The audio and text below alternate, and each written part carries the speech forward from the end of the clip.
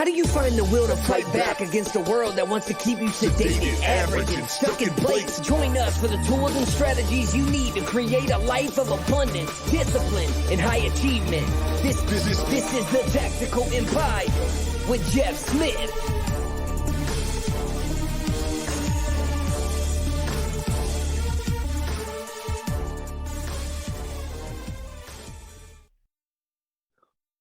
Welcome to the next episode of the Tactical Empire. I am joined by Sean Ryder. What's up, man? How are you? I'm just chilling, man. I'm just chilling. No, we've been working our tail off the past couple months, getting ready to open our next brick and mortar business, Metabolic Winchester. So we're super excited about that. A lot of opportunities coming, a lot of good people that we're connecting with. So it'd be fun. It's been fun standing up. It's been fun challenging myself as a leader of people in person again, not just online. So I'm thoroughly enjoying it, but I got a lot of work to do in the next 2 weeks and get that thing open. Where are you and the Smith family? We're doing well. We're doing well. I feel kind of similar. I have turned back on the gas, I feel like, with regards to what we're doing. So like we bought a house last week. We've got the lease up, getting ready to get started. I'm building the website and doing payment processing and all kinds of shit for the actual operations of the storage facility. And then I've got a huge portfolio commercial refi that I'm like beating people over the head with sledgehammers trying to close. But things are moving well. We're actually starting that 5-house build as well, getting that moving this week. So hopefully that thing gets financed and set up in the next 2 weeks, and we'll get funded and moving forward for that. So life's good, man. Just got to keep on pushing on it. Are you using private hard money or did you find financing for it? We brought in a capital partner, but like I did 90/10 financing on the ground up deal.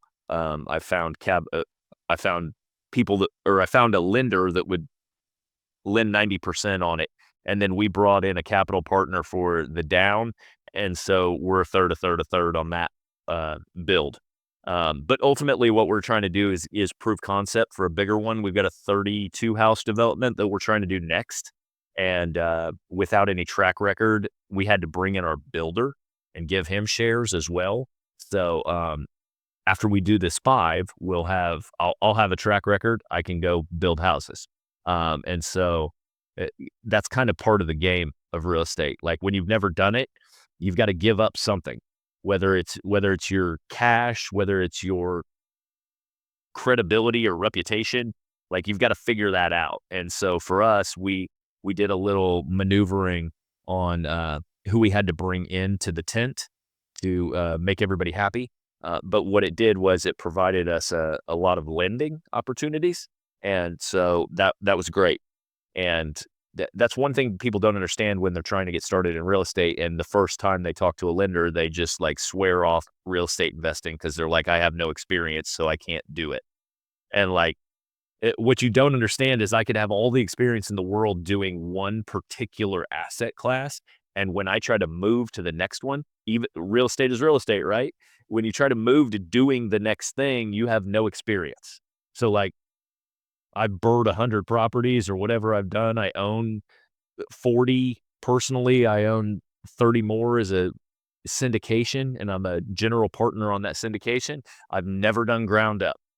And so when I go to them, they're like, what do you got? And I'm like, nothing, no experience, day one. And that, because that's how they view me. So I've got to go get somebody to bring into my team who has the knowledge and wherewithal to at least vouch for me. It doesn't mean that they need to be out there scooping dirt, but they have to sign on with me and partner with me to show that they're going to pull this deal through to finishing. All right. Well, it sounds like you're planning some progress and planning some adventures. And that's what I wanted to bring up today. I saw in the Inner Circle as well on Momentum Monday that you are laying down the framework for the vision of your couples annual planning session. So inside the Inner Circle, we did take the men through couples annual planning foundational strategy session, so to speak, we reshared our podcast episode from last December. You can just search that, the Tactical Empire annual planning for couples, or couples annual planning.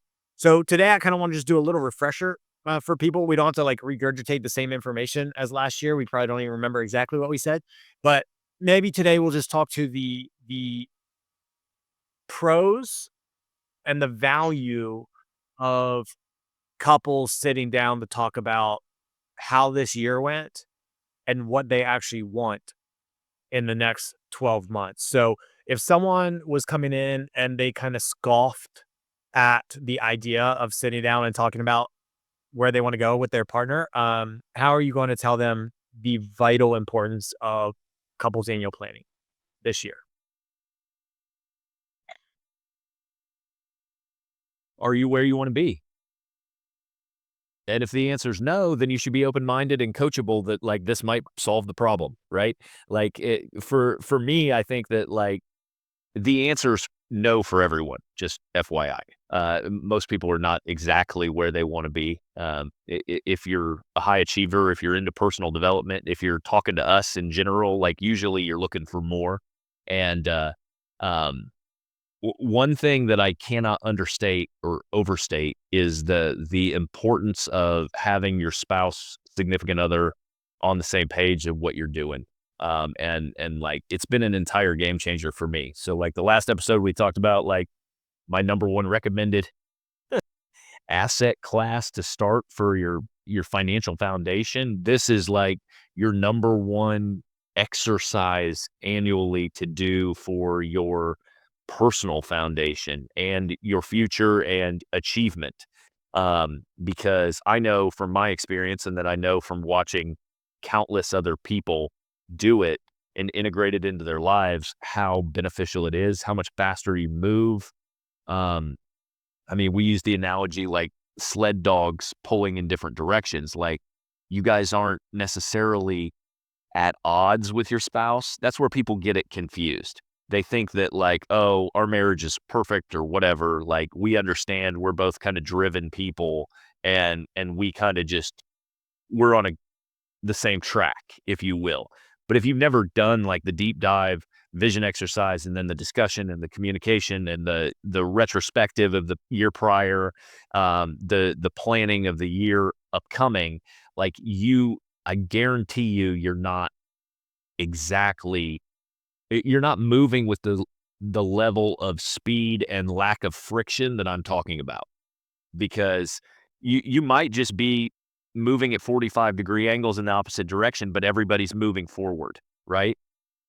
But the tension that puts on the system doesn't allow you to move at like 200 miles an hour, let's say, as opposed to that you're moving at 115, and you guys are doing well, and presumably life's good. You're better off than your neighbors or the people that you hang out with or whatever. Because unfortunately, those are generally like our snapshots of comparison.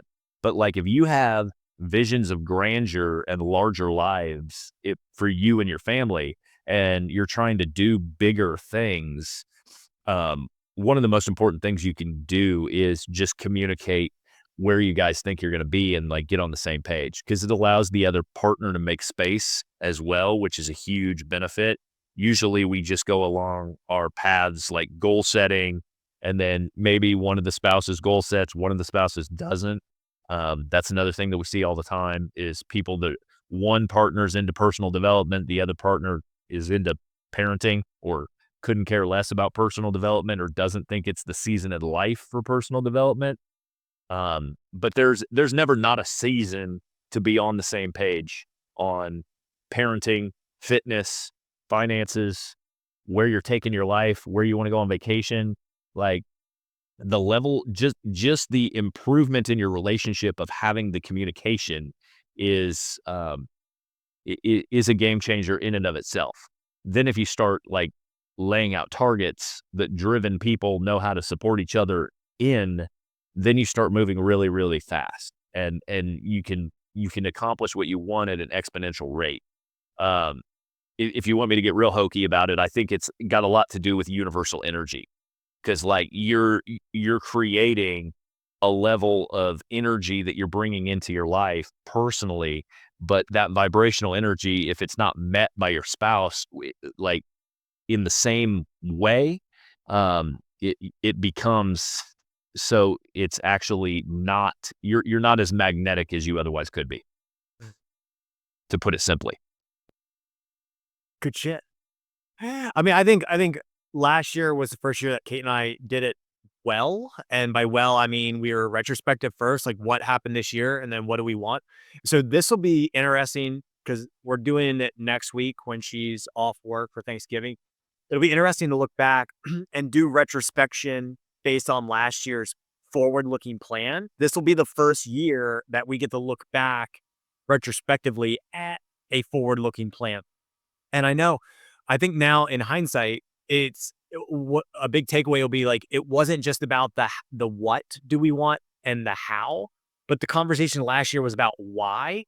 Some of the hows and whats were on there. And I don't even have to look at my notebook, but I know on there I wrote down hypothetically selling one of our short-term rentals and potentially entertain selling our commercial building.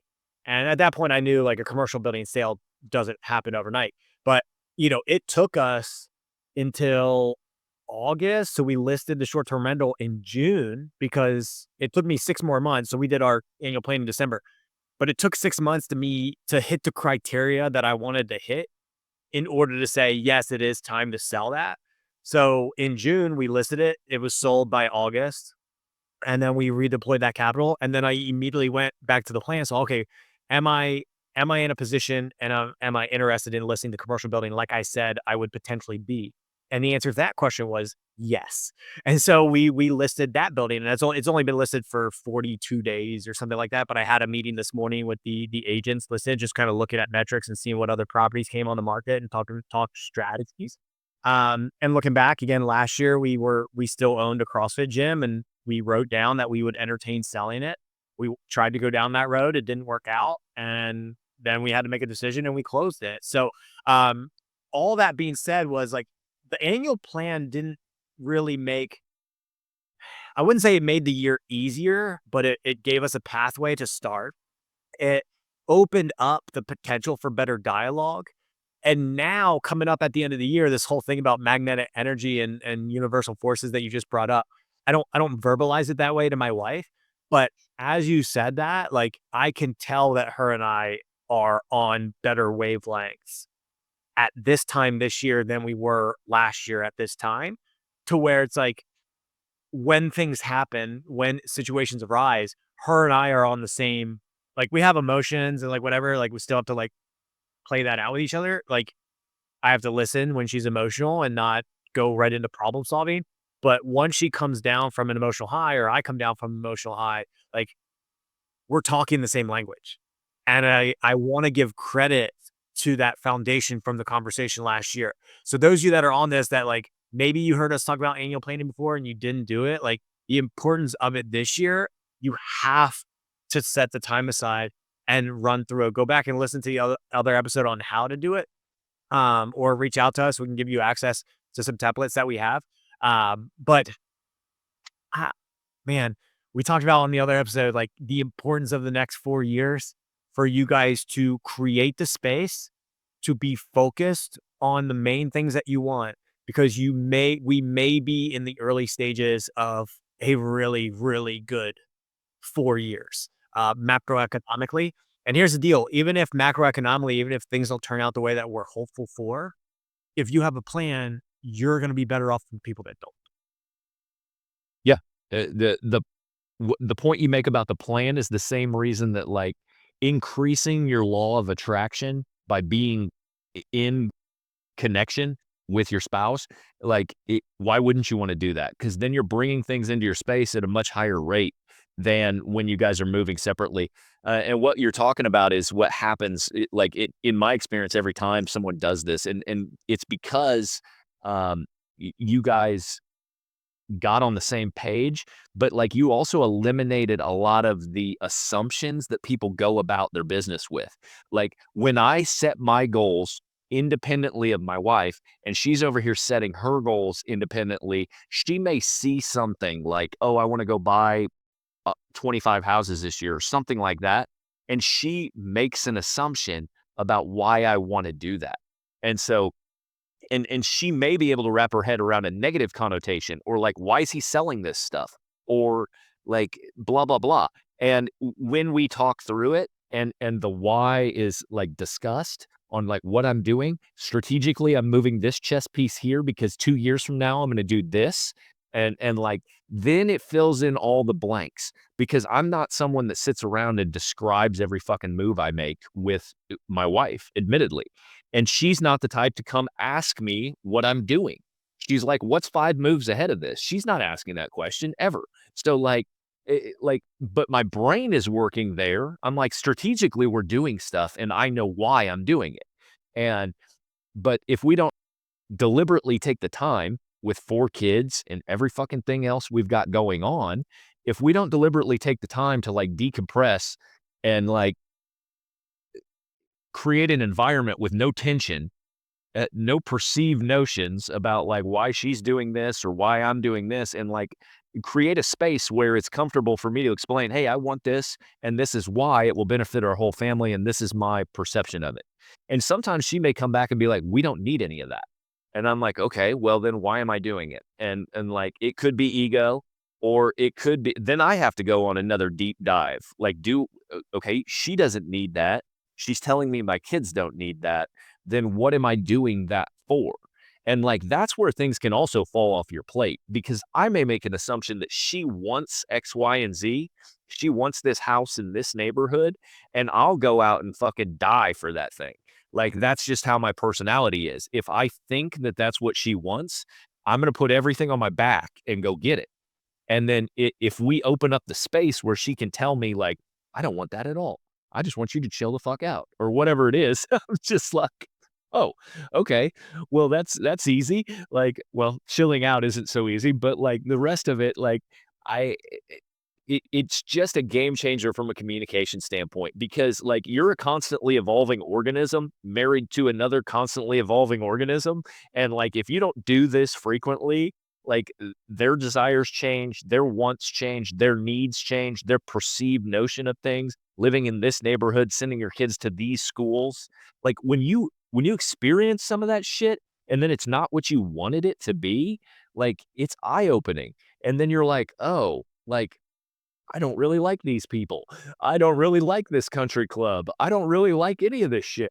Like, then you start backing out of it. But when you have 2 sets of eyeballs that are 2 personalities that really know and care about each other, it's way easier to do it. Like, my wife is a completely different personality than me. She processes information on a level that I can't conceptualize. Um, but I make moves and take action on a level that she is uncomfortable with 100%. So like the compliment to that is he can come in and say things if she knows what I'm trying to achieve. Like if she ultimately knows the end game of why I'm doing that, she can come in and be a voice of reason in some circumstances and offer like another set of eyes. So it's not necessarily having a coach, but it's having a teammate that understands the goal, the ultimate goal or the ultimate vision, or you're trying to win the championship or whatever the fuck analogy you want to use to it, right? Yeah. I'm going to say the other side of the coin on not only do you have the chance to look back and be like, oh, those were mistakes, let's stop doing those things. I think for us, especially this year, we did a lot of things right as a family for our kids. Some of those things, like, again, in hindsight, our daughter's been in private school for 2 years. I was a public school kid, so I didn't understand the value of paying for private school. Now that she's 2 years in, I see the value of that. And now I toot my horn to the tune of my kids are only going to go to private school or they're going to be homeschooled. And so like that's changed for the better. And so like when you go through annual planning and you start making positive changes, when the next year comes, you don't even have to discuss that again. It's like, are we happy with where our kids are in school? Yes. Boom, you fucking move on. So like the amount of things that you need to focus on, it doesn't mean that we'll ever go back. If something changes, something changes. Like our answer could change, but it streamlines the process a little bit because each year, like if you're expanding, you might have something new that you need to talk about. But some of the main pillars, it's rinse and repeat. Is like, no, we're going to keep our kids here. We're going to stay a part of this association. We're going to drop this association. We're going to keep going to church. We're going to donate this amount to church. You're going to keep your job. I'm going to keep doing this. Boom, boom, boom. Okay, you need a little bit more time to yourself to work out. Okay, last year, my wife was taking the kids to school every single morning, and I picked them up every single afternoon. Basically, for the past 2 months, it's been 50-50 split for mornings, but I still pick them up every afternoon besides 2 days that my mother-in-law does. So, like, my wife has bought back some of her time by leveraging my time to take kids to school. And so that's going to be a discussion. Like, because this week I was like, hey, I have a few more things I need to do. So, do I need to take the kids this week? And she's like, only Wednesday. Right. So going in, so it's been a little bit more flexible at the end of the year, but I want to systematize that a little bit better going into this coming year and be like, okay, like, do we need to just keep it flexible and check in on Sundays? Do I need to make sure I'm available, or can we have it a little bit more structured to where I'm taking students Tuesday, Thursday, and that's the mornings that you can set your breakfasts with doctors an hour and a half away. So these things are going to get easier. You just have to commit to the first or second year. And again, when you get that train rolling, it's just going to be smoother and smoother. It's going to come with this hiccup. So I don't want to set that precedent that it's like easy for easy's sake. There's still going to be tough conversations to be had. So Jeff, is there anything else that you want to send the people out besides go back and listen to last year's episode? We could probably link it in the show notes below. You could reach out to us. We'll send you our template, but I don't have anything else to say besides the importance of it, and just get started on it this year. Yeah, and don't overthink it. I mean, I think that sometimes we have a tendency. I personally do this all the time. I try to make some big professional show of it, and then I try to pull my wife in, and I'm like, okay, here's what we've done. I've structured all this, and this is what we're going to do. And it doesn't have to be that way. And especially if you're early on, because we've talked to enough guys in the group that it's awkward at the beginning, or they've expressed that it's awkward. Like you're sitting there, like your wife doesn't have experience in personal development and you do, and you're like, okay, and she's waiting for your lead. And then like that can create some friction in the conversations early on. But once everybody kind of understands that like this is their opportunity for space to be made for you to share that you don't like fucking taking the kids to school every week, like how can we work together to do this? And like when that yin and yang and give and take goes on, about like, hey, we're here to support each other in the ultimate vision for where we're trying to go. That is when it gets really cool, because what you're talking about is like you guys have peeled back all this shit that you don't need to talk about anymore because it's really working well. And as you get down the road of doing it for years, like it's really just like optimization, and like we've won on this level this year. And so what would I like to add to my list of like things I want to learn, things I want to take on, things I want to start doing, hobbies, shit like that.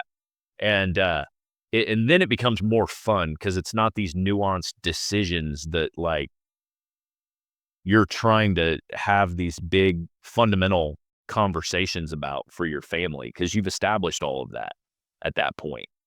And so it's just definitely something everyone should try. I recommend doing it. We go away. I recommend you go away and get away from your kids. Sean does it a little different. He mixes the kids up in it, but it can become whatever you want it to be as well. And so you don't have, like, we have guys in the group that take 2 or 3 hour lunches with their spouse, and they'll do the whole thing over a 2 or 3 hour lunch. It is definitely worth getting a babysitter for, or whatever you need to do to make that space. But just start where you are, start how you can, how you feel comfortable. We're just a little further down the road on it, that we enjoy like getting away and taking the time away to, kind of reset. And for us, that's what works. And, some years it's better than others, and some years it's more planned than others, and some years it's impromptu, but like it happens every year. So like, that's what I would just say is like, make it start. And to be fair, to like give full transparency, we've had a guy that just mentioned this in the group. He did it for the first time either last year or 2 years ago, and they didn't like how it went the very first time. And they spent 2 hours doing it or something, and they did another one 2 weeks later. because then they talked about it and they were like, oh, well, that we didn't really get everything we wanted out of it. So like there's learning to happen. And then they did another one 2 weeks later that was far more successful than the first one. So like that's what I'm saying. Just get started and and just start communicating, because it works. It helps everything. It benefits you in a lot of different ways, your business, all areas of life. So Awesome. If you and your wife get into it, don't come and thank us. But if it works out really, really well, come and thank us. Simple enough. Yeah. oh shit, man. Well, have a kick-ass week. Keep dominating. Get your annual planning scheduled, and we'll talk to you next week. Have a great day.